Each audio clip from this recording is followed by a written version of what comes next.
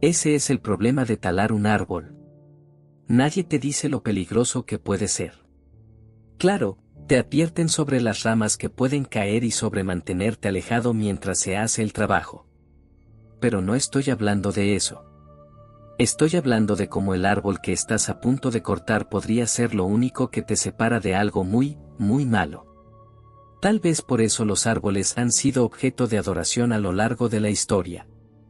¿Podría ser porque son extremadamente buenos manteniendo fuera de nuestro mundo cosas que no queremos dentro? ¿O podría ser que no se adoraba al árbol en sí, sino a lo que el árbol estaba conteniendo? Desafortunadamente para mí, la razón por la cual nuestros antepasados comenzaron a adorar árboles en primer lugar es algo que la mayoría de nosotros ha olvidado hace mucho. Hasta ahora. Compré la casa en la primavera de 2009. Estaba en el antiguo camino de Santa Margarita, una ruta que atraviesa el sur del país, entre las ciudades de Villanueva y Puerto Luna. Aunque ya no calificaba como carretera según los estándares actuales, seguía siendo una vía bastante transitada. Había un bonito letrero histórico frente al jardín que decía que había sido construida en los años 1700. Por supuesto, los anteriores dueños, de los cuales hubo muchos, habían hecho muchas mejoras a la casa original con el paso de los años, así que tenía una cocina y un baño renovados. También había muchos robles antiguos en el jardín. Creo que eran robles negros, pero nunca he sido del tipo de persona que se preocupa mucho si es este tipo de roble o aquel otro. Había un roble en particular en el patio trasero que era más grande y majestuoso que cualquiera de los otros árboles del jardín. Su tronco debía medir casi 2 metros de circunferencia y se alzaba en el centro del patio trasero. Todos los demás árboles parecían inclinarse ante él. Una casa del árbol o un columpio hubieran encajado perfectamente en ese árbol, pero no tenía ninguno. Había un reflector en su base que apuntaba hacia arriba e iluminaba el árbol por la noche. De día o de noche, el roble era hermoso de ver y, lo mejor de todo, proporcionaba una excelente sombra sobre la terraza en los calurosos días de verano. Y entonces, empezó a morir. No puedo decir exactamente cuándo comenzó a morir. Pero en la primavera de 2010, cuando empezaron a brotar las hojas, noté que un par de las ramas superiores seguían sin hojas. No pensé que fuera motivo de alarma inmediata.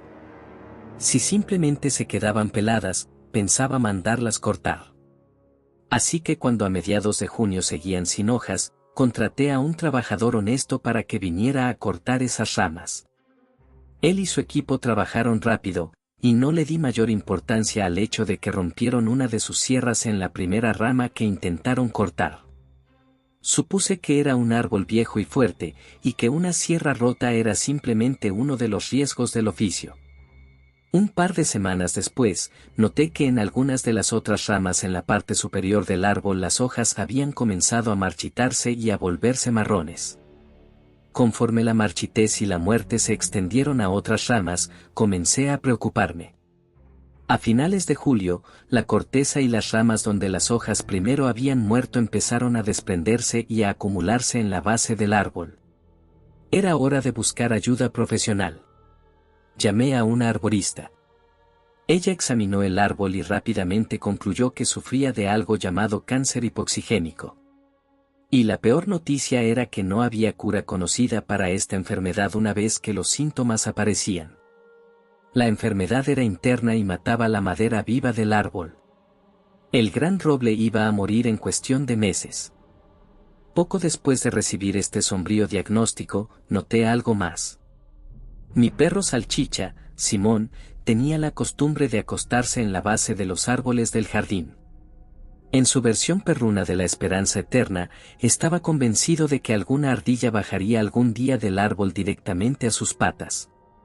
O tal vez, incluso, que alguna caerían accidentalmente del árbol. Pasaba así sus días, debajo de cada roble del patio en un momento u otro. Excepto debajo del que se estaba muriendo. Al principio imaginé que él podía presentir la muerte inminente del roble. Pero no era eso. Después de observar, me di cuenta de que no se acostaba bajo el árbol porque nunca había ardillas en él.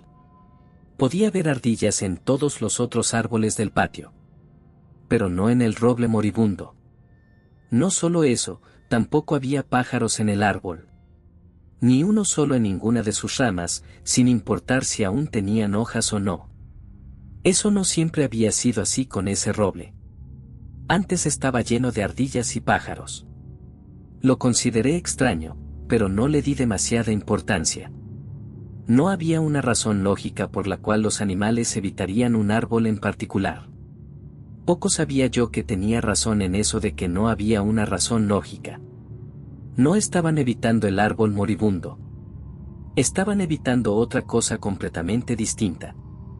Y conforme el árbol moría, esa cosa estaba más cerca de salir. Durante el resto del verano y ya en el otoño, el árbol siguió perdiendo hojas y corteza. Era evidente para cualquiera que lo viera que estaba muriendo. Pensé en cortarlo y terminar con eso. Pero no podía. Tenía una extraña sensación de que el árbol estaba luchando, y no simplemente rindiéndose ante lo inevitable. Si ese era el caso, iba a darle toda oportunidad de sobrevivir. Pero, rama por rama, el árbol siguió muriendo hasta que solo las ramas más bajas conservaban hojas. Ya era octubre y todos los robles comenzaban a perder sus hojas. Así que, cuando todos estuvieron completamente pelados, no pude saber con certeza si el roble moribundo había muerto. O si volvería a brotar en primavera. Las huellas aparecieron en marzo.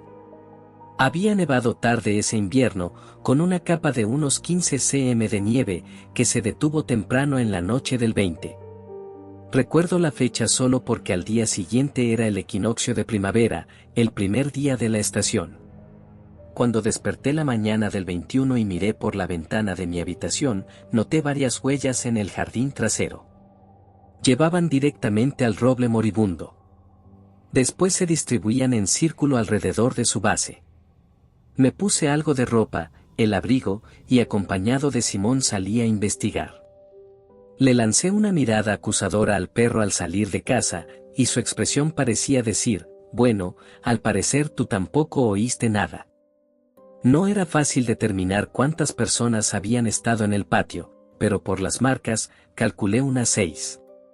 Parecía que habían formado un círculo alrededor del árbol. No tenía idea de quiénes eran ni por qué habían venido. Se me ocurrió que tal vez no era la primera vez que habían estado allí. La única razón por la que sabía de esta visita era la nieve que conservó sus huellas. No había otra evidencia de que alguien hubiera estado ahí. Seguí las huellas fuera del patio para ver de dónde venían. Terminaban justo en la calle frente a mi casa, la cual había sido despejada por una máquina en la mañana. Así que todo lo que sabía era que un grupo de personas había estado en mi patio durante la noche. Y que se reunieron alrededor del roble moribundo, o quizás ya muerto. El motivo de su visita era un misterio para mí. Decidí que lo mejor sería dejar el reflector encendido toda la noche en la base del árbol. Si pensaban volver, tal vez eso los ahuyentaría. Pronto, el clima empezó a calentarse, y los árboles del jardín comenzaron a brotar nuevas hojas. Esperé con ansiedad a ver qué pasaba con el roble moribundo. ¿Estaba realmente muerto o aún le quedaba algo de vida? Conforme pasaron los días, se volvió claro que no brotaría ninguna hoja nueva en ese árbol. Estaba muerto. Me entristeció más de lo que esperaba ver el árbol sin vida, rodeado de vegetación nueva. Decidí que cuanto antes lo quitara, mejor. A principios de junio llamé nuevamente al trabajador que había retirado las ramas muertas y le pedí que regresara para remover todo el árbol, incluyendo el tronco. Aún estaba hablando con él por teléfono, mirando por la ventana trasera hacia el árbol, cuando noté lo que parecía un símbolo tallado en el tronco. Agendé la cita para más adelante esa semana, colgué y salí al jardín para mirar más de cerca. Efectivamente, alguien había tallado algo en el tronco del árbol. Era una cruz con un círculo o anillo rodeando la intersección de las líneas. Las líneas cruzadas medían unos 15 cm cada una y el círculo unos 10 cm de diámetro. No tenía idea de quién la había tallado ahí, aunque sospechaba que estaba relacionado con las huellas que había visto en la nieve en marzo. Le tomé una foto con el celular y la subí a Facebook para ver si alguno de mis amigos la reconocía. En menos de una hora, uno comentó que se parecía a una cruz celta. Efectivamente, al comparar mi foto con imágenes en internet, vi que eso era una cruz celta, específicamente la versión precristiana, antes de que fuera adaptada como símbolo cristiano. Ahora que sabía qué era, tocaba averiguar por qué la habían tallado en el árbol. Un poco de investigación bastó para saber que ese símbolo era utilizado por los antiguos celtas como protección contra espíritus malignos y peligros espirituales. Armado con esta nueva información, todo empezó a encajar, o eso pensé. Llegué a la conclusión de que algunos druidas modernos, o practicantes wiccanos, o como se les quiera llamar, habían detectado algo peligroso en mi roble moribundo y pensaron que representaba una amenaza. Eso explicaría la visita durante el equinoccio de primavera. El roble tenía un papel central en los ritos druidas asociados a esa fecha. Puedes aprender mucho muy rápido con internet. Supuse que las mismas personas habían tallado la cruz celta en el tronco. Imaginé que ambas acciones eran intentos de eliminar o contener cualquier amenaza que ellos creían que representaba el árbol. Mis planes eran más modernos: cortarlo. En los días siguientes, noté que el roble muerto comenzaba a inclinarse hacia la derecha. Cada mañana, la inclinación era más pronunciada. Era como si algo, o alguien, lo estuviera empujando. Simón empezó a evitar completamente el árbol, lo que me llamó la atención porque yo había asumido que él había hecho los hoyos alrededor de la base del tronco. La mayoría de los agujeros estaban del lado opuesto a la dirección de la inclinación. Mi error fue suponer que algo estaba cavando hacia adentro en la base del árbol, cuando en realidad lo hacía desde adentro hacia afuera. Francamente, era difícil notar la diferencia. En cualquier caso, con la inclinación empeorando, me puse más ansioso por cortarlo de una vez. El viernes en la mañana, llegó el equipo para derribarlo. Si alguno de los trabajadores notó la cruz celta tallada en el tronco, no dijeron nada. Empezaron enseguida, retirando primero las ramas superiores. Mientras trabajaban, traté de ignorar el creciente mal presentimiento que me invadía. Parecía irracional, pero el sentimiento persistía. Alrededor del mediodía, el árbol pareció dar un leve empujón hacia la derecha. Esto desequilibró a uno de los hombres que cortaba las ramas, y la rama en la que trabajaba se rompió de golpe. Cayó al suelo y golpeó de refilón a otro de los trabajadores. Lo golpeó con fuerza suficiente para derribarlo, y cuando se levantó, era evidente que tenía el hombro dislocado. Después de llevar al herido en una de las camionetas al hospital, los demás regresaron a su trabajo. Para primeras horas de la tarde, lo único que quedaba era el tocón. Las ramas pequeñas habían sido trituradas con una astilladora, y las más grandes y el tronco fueron cortados en secciones y cargados en otro camión. Luego trajeron la trituradora de tocones y convirtieron lo que quedaba del tronco y las raíces visibles en un montón de astillas, que luego recogieron y cargaron. Después de eso, ya no había nada más que hacer. Se prepararon para irse. Les agradecí su trabajo. Y entonces solo quedábamos Simón y yo, en el patio trasero. Caminé hasta donde el árbol había estado. Tendría que poner césped sobre el área. Ahora solo quedaban algunas astillas sueltas y tierra removida. Eso fue hace 3 días. Desde entonces, han pasado muchas cosas. La primera mañana después de haber cortado el árbol, noté que había un hoyo en el suelo donde antes estaba. No era muy grande, pero parecía increíblemente profundo. Aunque Simón hubiera tenido el valor de acercarse, que no lo tenía, no era un agujero que él hubiera podido cavar. La segunda mañana, el hoyo era más grande. Y aún más profundo. En los bordes había pedazos de pelaje y huesos de algún animal imposible de identificar. También había marcas en la tierra que parecían haber sido hechas por garras muy grandes.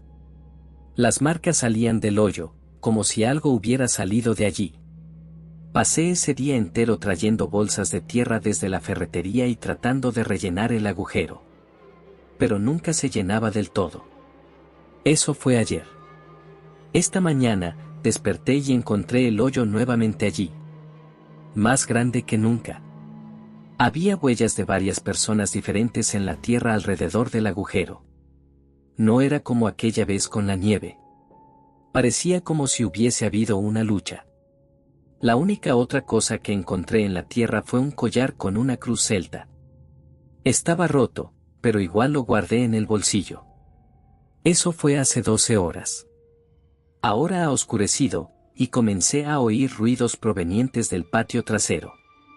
Simón no volvió después de su salida de la tarde. Tampoco regresó cuando lo llamé.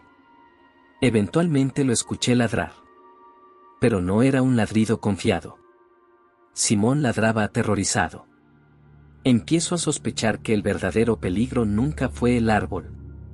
La ceremonia durante el equinoccio de primavera. La cruz celta tallada en el tronco. Ambas cosas eran para darle poder al árbol para seguir haciendo su trabajo como carcelero, incluso después de muerto. Cortarlo probablemente fue lo último que debía haber hecho. Y ahora. Algo ha salido desde debajo de donde estuvo ese roble. Algo que estuvo encerrado ahí. No sé qué es. No sé qué quiere. Pero lo escucho afuera. En la puerta trasera de la casa. Simón dejó de ladrar hace mucho. Con un quejido ahogado. Tal vez entre la sierra rota y el hombro dislocado, el roble estaba tratando de advertirme. Quizás, incluso muerto, un árbol es mejor que ningún árbol. No creo que alguna vez llegue a saber la respuesta a eso. Ese es el problema con talar árboles. Nadie te dice lo peligrosos que pueden ser.